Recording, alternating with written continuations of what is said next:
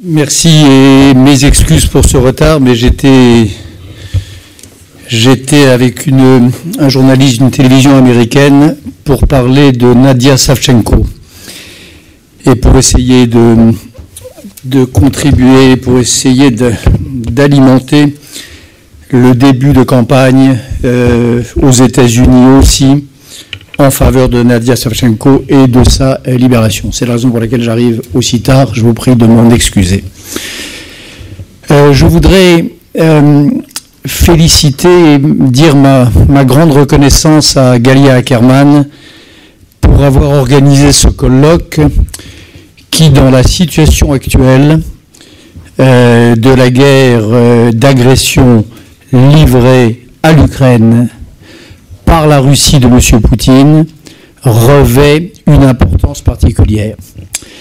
Cette guerre, elle est livrée avec des missiles Buk, elle est livrée avec des chars, elle est livrée par des chiens de guerre séparatistes ou russes, mais elle est livrée aussi avec des mots, elle est livrée aussi à travers la langue, elle est livrée aussi à travers un trafic de mémoire, un rapport à l'histoire dont j'avoue avoir connu très très peu d'exemples depuis que je réfléchis à toutes ces affaires-là. Il y a aujourd'hui, je suis désolé, il y a aujourd'hui lancé, déclenché par le Kremlin, une véritable guerre mémorielle, à mon avis sans précédent depuis longtemps, que j'observe depuis plusieurs mois et que j'essaie de regarder de près avec effarement, et à laquelle répond donc votre rencontre d'aujourd'hui. Cette guerre des mémoires, elle a plusieurs formes, comme si elle tentait d'épuiser toutes les façons possibles de trafiquer l'histoire et de détourner le sens des mots et des choses. Elle commence d'abord par des opérations de réévaluation du passé le plus criminel. Tout ce qui se passe du côté des historiens en civil à Moscou, tout ce qui se passe autour des idéologues du Kremlin réfléchissant à la figure de Staline et tentant d'en réévaluer le rôle historique va dans ce sens. Je ne parle pas des statues de Staline réinstallées à Gori, ni des portraits de Staline que l'on commence à revoir dans les régions les plus lointaines de la Sibérie ou de l'extrême Russie, mais d'une façon générale, dans les manuels scolaires les plus récents, dans ceux qui ont été mis en circulation à la dernière rentrée scolaire, une opération extraordinairement brutale et spectaculaire de réévaluation du patriotisme de Staline, de son efficacité comme chef de guerre et des dommages et des crimes et des horreurs dont le stalinisme a été l'emblème, vus et conçus comme faisant partie, comme étant les effets collatéraux de sa direction vaillante et nationale de la Russie. Donc il y a ces opérations de réévaluation. Il y a des opérations plus subtiles de défiguration de la mémoire. J'en prendrai un seul exemple, là aussi, il y en aurait beaucoup. L'exemple de ces mémoriaux à la mémoire et en hommage aux victimes du Goulag qui avaient fini, après la perestroïka et sous le règne de Boris Yeltsin, par être installés en Russie. Dans la ville de Perm, par exemple, le fameux camp 36, que Vladimir Boukovski en particulier avait rendu célèbre par son propre calvaire, par l'esprit de résistance qu'il y avait manifesté et par les relations qu'il en avait données, ce camp de Perm, le camp 36, a été transformé, et cela a été beau, en un lieu de mémoire pour les victimes du goulag. En 2006, je crois, ou 2007, par décision du pouvoir central, épaulé par des commissions d'historiens ad hoc, ce mémorial aux victimes du goulag a été transformé subtilement, peu à peu, en un lieu de mémoire censé fustiger les crimes de la 5e colonne ukrainienne qui, à l'époque du nazisme, tentait déjà, je cite, de démoraliser la vaillante nation russe. Donc le même lieu, le même musée, presque les mêmes images, mais qui, de d'hommages qu'elles étaient ou de célébrations qu'elles étaient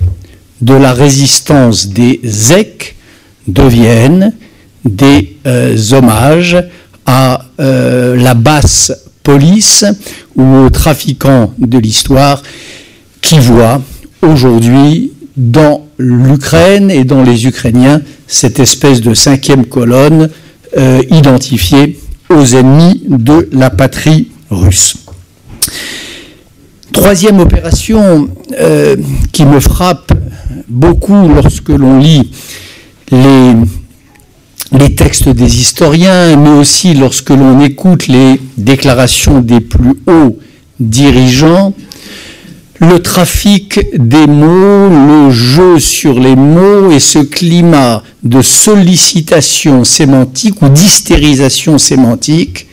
dont le Moscou d'aujourd'hui est devenu le théâtre. Un seul exemple, mais il est, ou plutôt deux exemples, mais ils sont significatifs. Monsieur Alexandre Douguine, le théoricien de l'Eurasie, a consacré des pages et des pages de ses livres,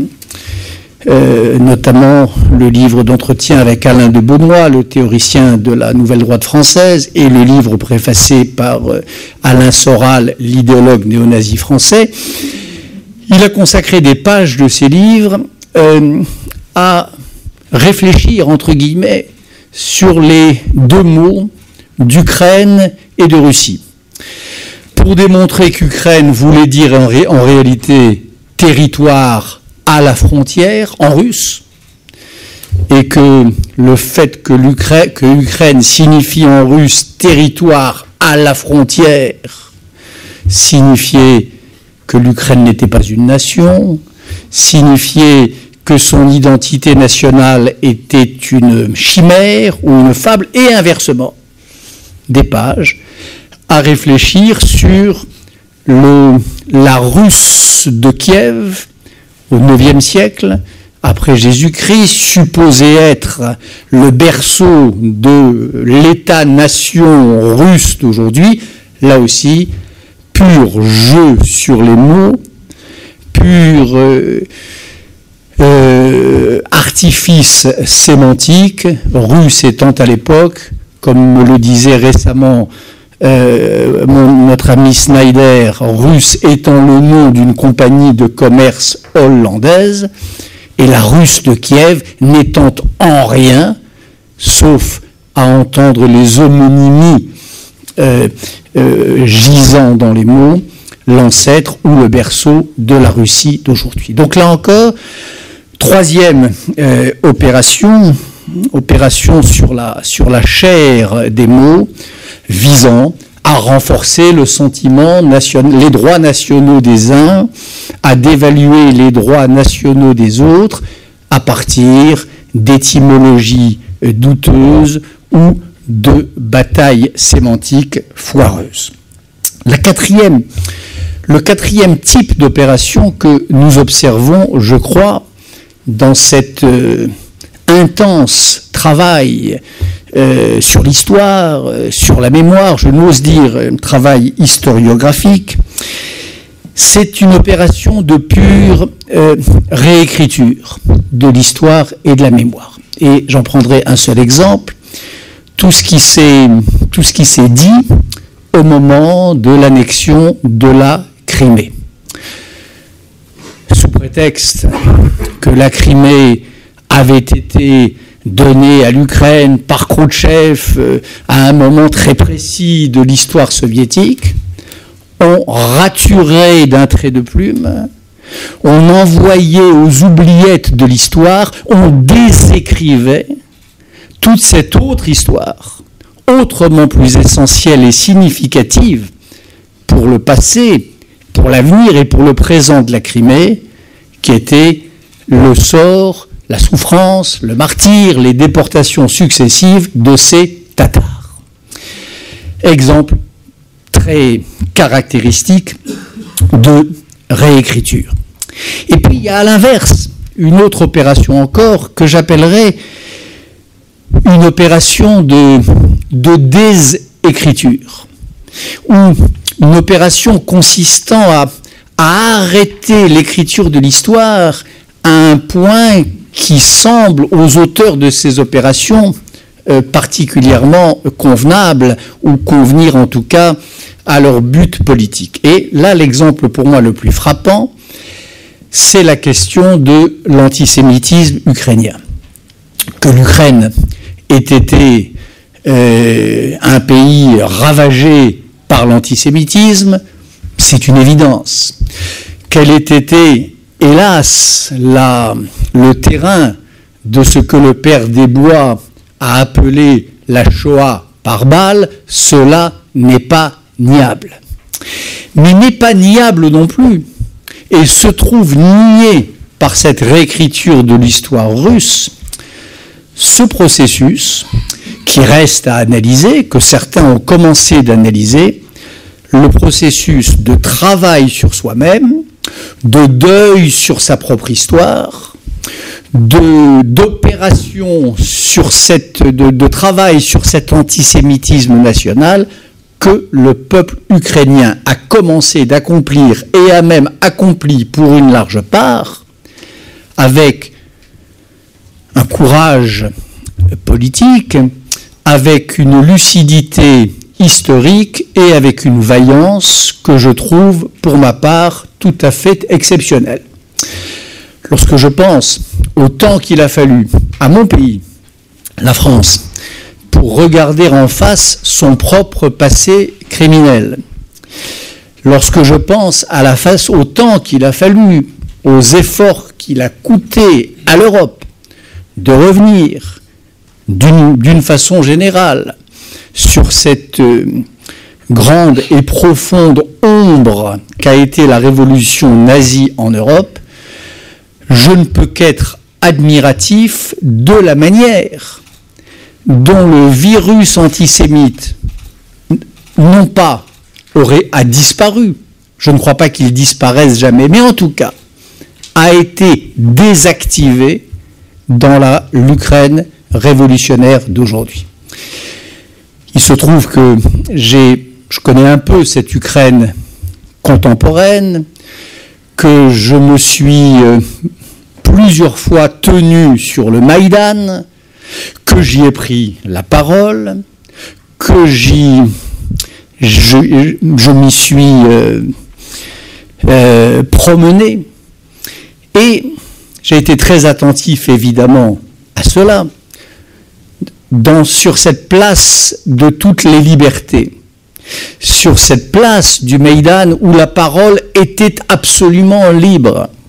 où pouvaient s'exprimer toutes les folies, toutes les fantaisies, toutes les opinions les plus démentes, où aucune n'était censurée, et on en a vu des opinions absurdes, des graffitis déments sur le Maïdan, et on en a entendu des paroles absurdes se tenir parfois en semaine sur la scène du Maïdan. Il y a un délire dont nul n'a signalé une occurrence. Il y a une forme de folie politique qui n'a pas eu droit de citer sur le Maïdan. C'est ainsi. C'est la folie antisémite. Alors, reconnaître, savoir, ne pas oublier, Babillard, évidemment, mais ne pas prendre en considération ce travail remarquable que le peuple ukrainien a fait sur lui-même, ça c'est ce que j'appelle une autre forme de trafic de mémoire, une autre forme de réécriture de l'histoire, ou plus exactement, cette désécriture qui consiste à figer l'enregistrement des traces dignes d'être mémorisées au moment qui vous arrange de l'histoire ukrainienne, qui les arrange, c'est-à-dire le moment de la grande flambée antisémite, qui évidemment n'est pas niable. Et puis évidemment, dernière opération, ou avant-dernière opération peut-être, ce que nous appelons en France le révisionnisme. Il y a la réécriture, il y a la désécriture, il y a l'hystérie sémantique que j'évoquais, la réévaluation de certains épisodes, la défiguration des lieux de mémoire, mais il y a aussi le révisionnisme historique, et j'en prends pour exemple une affaire, parce qu'elle a connu un rebondissement récent, au moment du 70e anniversaire de la libération du camp d'Auschwitz et des déclarations du ministre des Affaires étrangères polonaise et des réactions de Vladimir Poutine à ces déclarations, la question de la libération du camp d'Auschwitz. Très intéressant, cette passe d'armes entre le président de toutes les Russies, qui se veut l'héritier de Staline désormais, l'héritier de Nicolas Ier, le massacreur des décembristes, et le gentil ministre des Affaires étrangères polonaise. Quelle est l'histoire? L'histoire, c'est qu'Auschwitz a été libéré par le premier front ukrainien, par l'une des armées constitutives du premier front ukrainien. L'histoire, c'est que, à l'époque soviétique,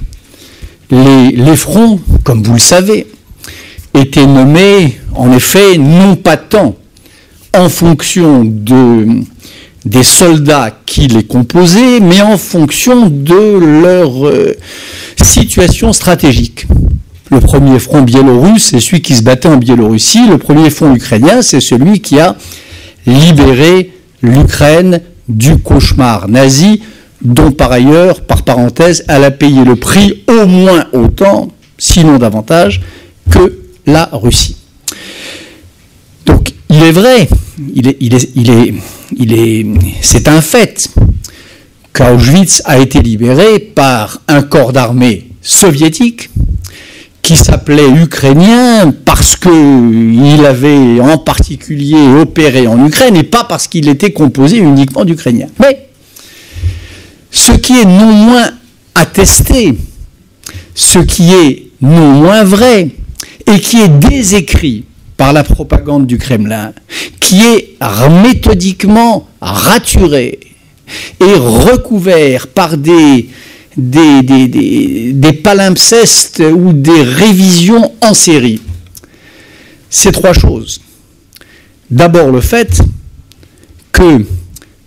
ce corps d'armée, ce premier front ukrainien, était composé de fait pour moitié d'Ukrainiens. Il y avait de mémoire 1 millier de Biélorusses, quelques centaines de Tchétchènes, quelques centaines, puisqu'ils étaient comptabilisés comme tels, de Juifs, et 40 000 Russes et 40 000 Ukrainiens. Donc il est de fait que la libération du camp d'Auschwitz a été faite par un bataillon considérable, par une armée de 100 000 hommes, où les Ukrainiens étaient surreprésentés. 50% du bataillon, je ne crois pas que c'eût été le cas dans quelque autre corps d'armée soviétique que ce fut. Ce qui est un fait, c'est que l'unité qui est entrée à Auschwitz était commandée par un officier ukrainien. Il s'appelait, je crois, Anatoly Shapiro, c'était un major, un juif ukrainien. C'est lui qui était à la tête de l'unité qui a libéré Auschwitz. Et à la tête de cette unité, l'unité de tanks qui est entrée pour la première fois dans cet enfer qu'était Auschwitz et qui a fait qu'ont été libérés les derniers survivants et qu'ont été montrés au monde les images de ce qu'avait été le nazisme, l'unité de tank, elle était conduite, elle aussi, elle encore, par un tankiste ukrainien qui s'appelait, je crois, Gobiatchenko, et qui était incontestablement ukrainien. Alors, il peut y avoir dans ces considérations quelque chose qui peut paraître dérisoire face à l'horreur de ce dont il est question, et face à la scène dont il s'agit, c'est-à-dire la scène d'Auschwitz, mais néanmoins, renvoyer l'Ukraine à son antisémitisme congénital, la renvoyer comme à une espèce de fatalité, à cette haine du juif, dans une histoire où les symboles comptent et où ils vont en la circonstance dans le sens exactement opposé, cela s'appelle une opération de révisionnisme historique. Je me suis accroché il y a quelques mois à Prague avec un historien russe sur ce point et j'ai été sidéré par la volonté d'ignorance et la capacité d'aveuglement. En revanche, je me rappelle comment, lorsque le président Hollande a décidé, sur la suggestion de quelques-uns de ses amis, ils n'étaient pas nombreux, il y en avait peut-être un, d'inviter le futur président Porochenko en Normandie, puisqu'il avait déjà invité Poutine. C'est à partir aussi de cet argument-là. C'est-à-dire à partir de l'idée que la Grande Guerre patriotique, la libération d'Auschwitz, la victoire sur le nazisme ne pouvaient pas être appropriées, que sa mémoire ou sa gloire ne pouvait pas être l'objet de cette appropriation injuste et frauduleuse par le Kremlin. L'Ukraine était là, dans les armées soviétiques, dans l'armée rouge, et ô combien dans un lieu aussi symbolique que le lieu d'Auschwitz. Donc des opérations de révision. Et puis enfin, je terminerai avec cela, des opérations de pur négationnisme. Négationnisme, j'emploie le mot à dessein, vous en savez le sens, bien sûr, dans le vocabulaire politique français, c'est ce que les Américains appellent le denial of Holocaust. Et même si ceci n'est pas cela, même si je suis de ceux qui pensent que la Shoah est un crime à nul autre pareil, sans précédent, sans succédent, n'empêche qu'il y a, dans la façon dont les historiens et les responsables russes, depuis quelques années, traitent la question de l'Holodomor,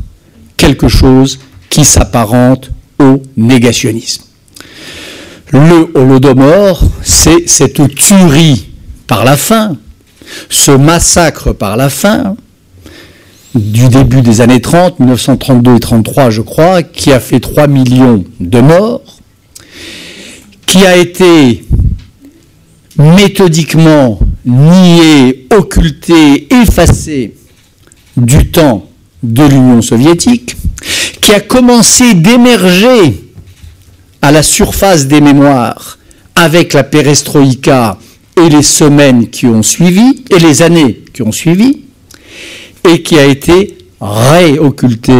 et réenglouti depuis le début des temps poutiniens. De plusieurs manières. À travers, là encore, le trafic sur les mots. Il suffit de dire que ça n'est pas un génocide, mais que c'est une tragédie. Il suffit de dire que cette tragédie n'a pas frappé l'Ukraine spécifiquement, mais qu'elle a frappé l'Union soviétique dans son ensemble. Il suffit de discuter le nombre des morts, de pinailler sur les raisons de leur mort pour que le phénomène se voit enveloppé dans une espèce de brume d'incertitude qui est la forme même que prend le négationnisme. Et ce qui est terrible et très frappant dans cette affaire, c'est d'observer le luxe de moyens développés par la propagande poutinienne pour arriver à nier le Holodomor. Ce sont des commissions parlementaires ad hoc, commission de la Douma, je crois en 2008, votant une résolution afin de nier qu'il puisse s'agir d'un génocide et afin de légiférer sur le fait que les morts ukrainiens n'ont été que les dernières perles lâchées par l'huître monstrueuse d'une famine générale embrassant toute l'Union soviétique. Ça passe par une intense activité diplomatique auprès des organisations internationales, en particulier les Nations Unies. Je recommande, si ce n'est fait, aux historiens ici présents de compiler le nombre de déclarations, projets de résolution, oppositions à des résolutions menées depuis 6 ans par les ambassadeurs de Russie aux Nations Unies à New York pour voir l'importance que cette affaire-là peut avoir. Et puis ça passe par la mobilisation des plus grands esprits. Et je pense en particulier, en tout cas à mon très grand chagrin, lorsque j'ai entendu le grand Alexandre Solzhenitsyn, dans une de ses dernières déclarations publiques, l'une de ses dernières, je ne dirais pas que c'est la dernière, mais enfin, dans l'une de ses dernières prises de position politique, le grand Alexandre Solzhenitsyn, enrôlé, embrigadé dans cette petite troupe d'escrocs, de manipulateurs de mémoire, pour venir dire, lui aussi, que le Holodomor était une fable, qu'il n'était rien d'autre qu'un totem autour duquel venait se coaguler le sentiment national ukrainien, et il venait apporter son immense autorité à l'appui de l'opération de négationnisme russe. Donc voilà comment, ce que j'observe en tout cas depuis 1 an ou 1 an et demi que je vais et viens en Ukraine, cette série d'opérations frauduleuses à l'intérieur de ces mémoires en guerre, à l'intérieur de cette histoire en feu à laquelle les idéologues et les historiens du Kremlin ont mis le feu. Poutine, historien en chef, les historiens au service d'une politique et embrigadés par la dictature, rarement m'a paru aussi précisément vérifié le mot fameux de George Orwell disant que l'histoire est le livre de chevet le livre de chevet posé sur la table des tyrans. Je vous remercie.